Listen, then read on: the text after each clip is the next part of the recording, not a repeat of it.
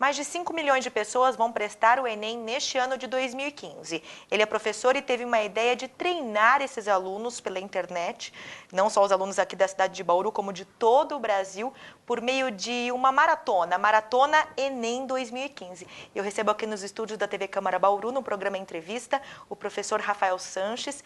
Professor, eu queria te agradecer primeiro pela presença aqui com a gente. Muito obrigada por ter aceito o convite para falar um pouquinho sobre esse projeto. Muito obrigado, eu que agradeço. Bom, Maratona Enem 2015, um dos maiores eventos online de preparação de alunos. Como você teve essa ideia? A ideia, ela é um misto de várias coisas. Cada vez mais a internet está presente na vida dos jovens e cada vez mais a educação está usando a tecnologia. Então foi uma forma de juntar o que os jovens precisam estudar nesse finalzinho de ano, até o Enem, que eles precisam relembrar, com o lugar que eles estão quase que o tempo todo, quando eles não estão na escola, que é a internet. Então, através das redes sociais, Facebook, YouTube, é possível chegar até esses jovens e com uma linguagem adequada para eles, seria uma ferramenta interessante. Nós fizemos alguns testes para ver a receptividade disso por parte dos jovens e foi positivo. E a partir daí surgiu a ideia de fazer alguma coisa maior que pudesse ajudar pessoas, principalmente até fora do estado de São Paulo, porque aqui a gente tem, com todas as questões que a gente ainda pode melhorar, mas a gente tem boas escolas, tanto no setor privado e no setor público. Brasil afora, o número de opções acaba sendo mais limitado. Então, era uma forma de dar oportunidade também para esses jovens espalhados pelo Brasil, ter contato com bons professores, com temas atuais. Foi um misto de tudo isso que juntou para formar essa ideia. Agora, a prova do Enem, ela mudou muito ao longo dos últimos anos, né? Não só o formato dela, como a sua utilização. Hoje ela é adotada por várias universidades, inclusive como os seus vestibulares mesmo, né? Correto. Conta um pouquinho para a gente hoje qual é o formato dessa prova.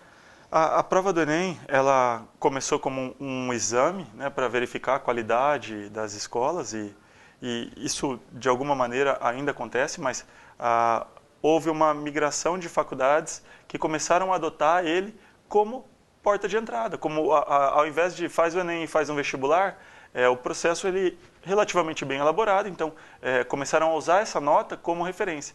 E isso acabou acontecendo hoje com as universidades federais, muitas particulares também usam essa nota e algumas estaduais espalhadas pelo Brasil também estão usando a nota ou integral ou como parte da nota do vestibular. Então, é o principal exame, a principal porta de entrada para as faculdades hoje no Brasil. Que habilidades dos estudantes são avaliadas na prova do Enem? São avaliadas as habilidades relacionadas à parte de matemática, de linguagens, às ciências da natureza e as ciências humanas. Então, acaba passando por todas as matérias que eles estudam durante o ensino médio. Tem a redação, que é uma prova diferenciada, até quando sai a nota do Enem, essa nota sai separada por áreas e redação também. E essas habilidades analisam a capacidade dele de interpretar textos, de interpretar gráficos, de interpretar tabelas, de ter até um certo pensamento crítico, que como é uma prova no formato de alternativa, as opções para explorar isso são um pouco menores do que se fosse uma prova totalmente aberta. Mas pensando na dimensão da prova, 5 milhões de pessoas, seria muito difícil fazer uma prova aberta para avaliar tudo isso. Então, dentro do tamanho do Brasil e do que é possível fazer num espaço de tempo tão curto, é um formato interessante. Agora, de que forma essa maratona vai treinar esses estudantes? Nós conversamos com os professores que têm muita experiência já na área. Então, tem vários professores de cada uma das áreas e eles têm relatórios que são públicos em relação às matérias que mais apareceram no Enem. E existe até tendências em relação às próximas provas, porque é um processo estatístico. Algumas coisas sempre vão aparecer, outras vão aparecer a cada X anos. Então, a partir do que aconteceu no passado, é possível ter uma noção do que sempre cai e do que oscila de tempos em tempos.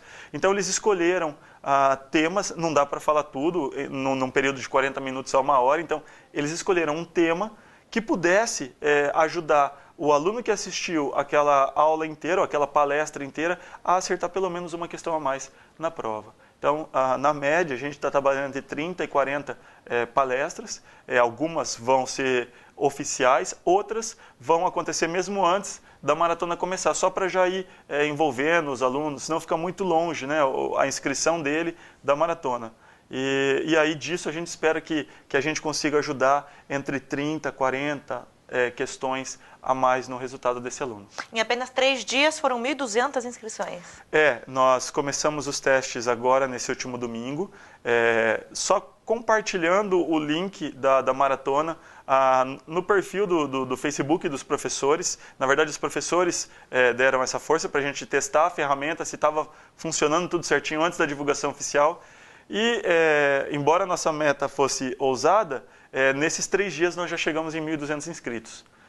Então, ficamos muito felizes pela aceitação e, além da inscrição, que foi um número expressivo, a quantidade de interações com os vídeos, de e-mails que nós recebemos, pessoas que já assistiram as dicas que foram enviadas e já fizeram comentários positivos, isso já foi assim, muito, muito recompensador. Uhum. Agora, a primeira edição, então, portanto, dessa maratona, né? Esse feedback já é o feedback inicial.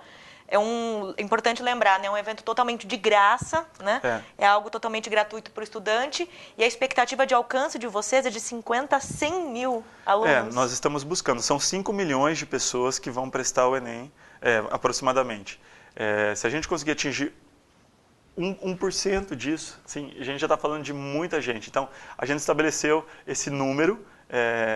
Se a gente considerar que desses 5 milhões de pessoas, a grande maioria, ou uma parte significativa, tem acesso a Facebook, tem acesso a YouTube, ao Google, ferramentas aonde a gente vai colocar a nossa propaganda, convidando as pessoas para participar da maratona, foi com base nisso que a gente chegou nesse número. Uhum.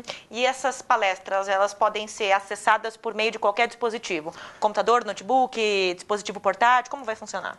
A única coisa que a pessoa precisa é uma conexão com a internet.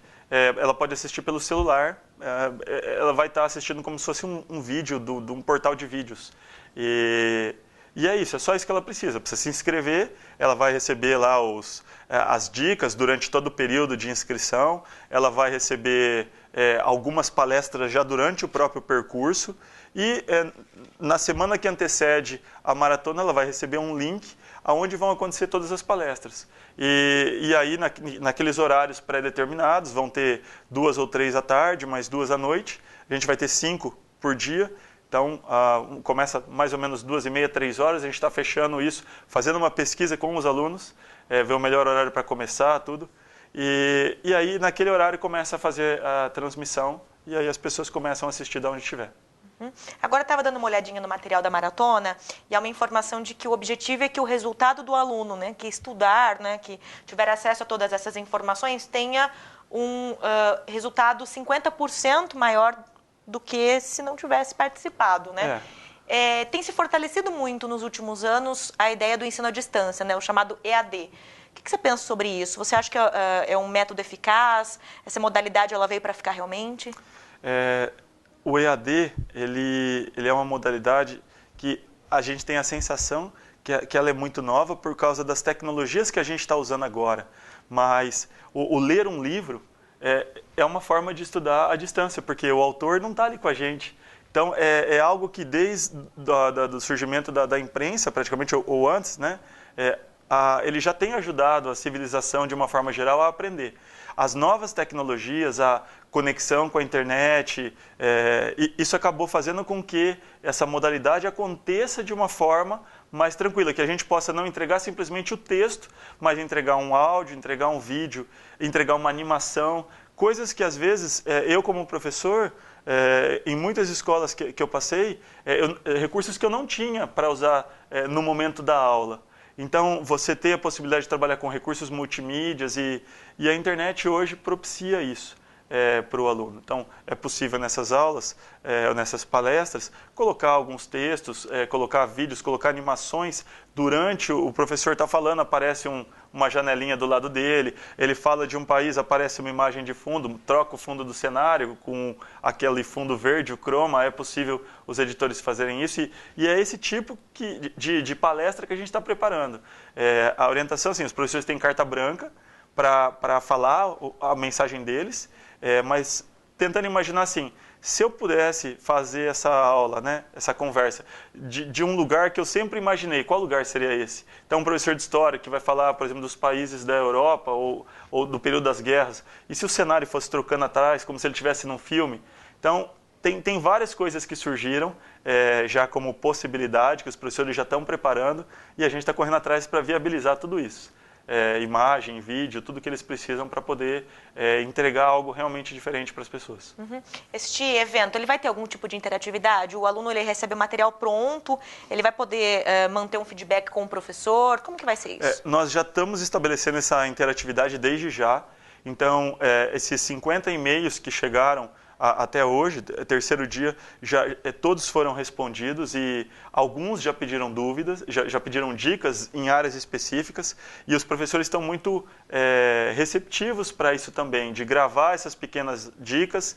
Tem alguns que já têm experiência online, então eles já têm alguns vídeos gravados, já estão passando, a gente já envia para os alunos. Então, o aluno está se inscrevendo para um evento que ele não vai esperar o evento começar para ele começar a interagir com os professores. Essa interação está acontecendo desde já.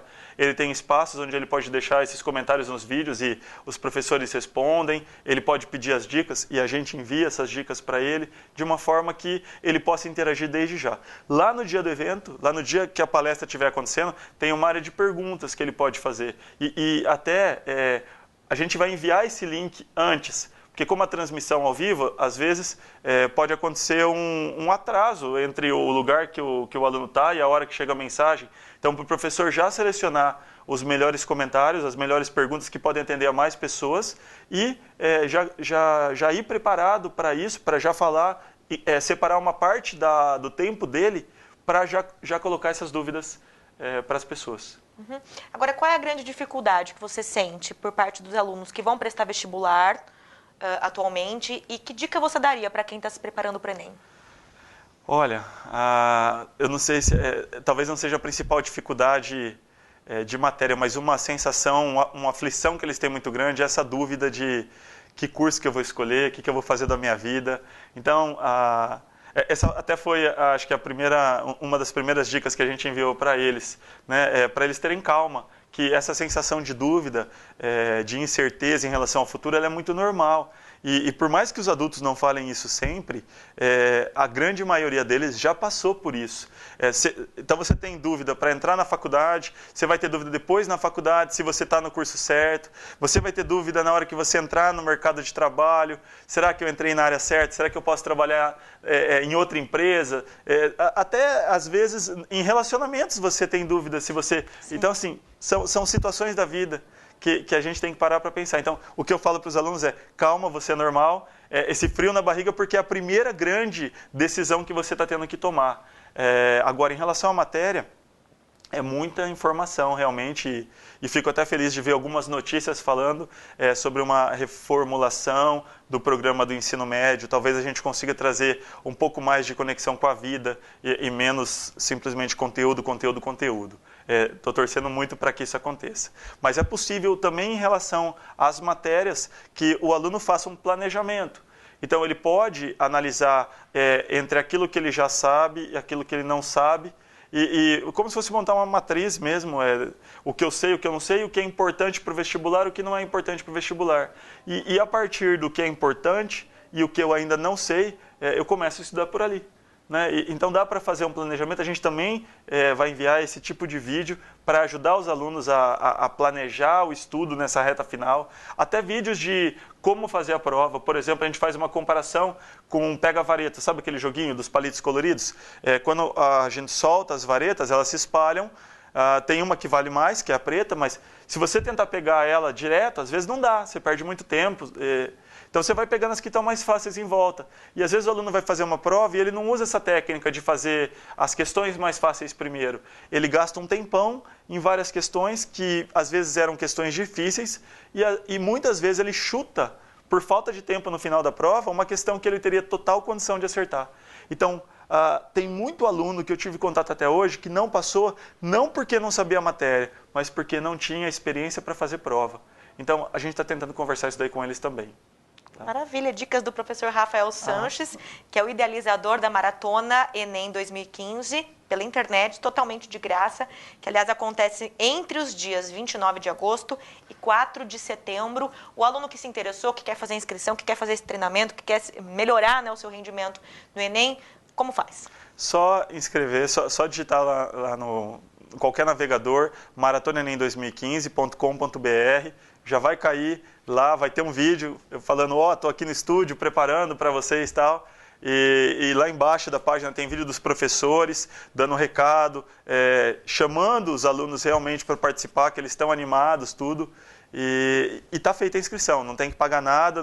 Os e-mails que vêm na sequência são mais para confirmar a inscrição e já trazer algumas dicas. Desde o primeiro dia já vai uma dica para o aluno, uma dica por dia pelo menos. Não precisa estar vinculado a nenhuma instituição de ensino? Não. Individualmente a pessoa pode fazer a inscrição? A única coisa que a gente pede é o e-mail.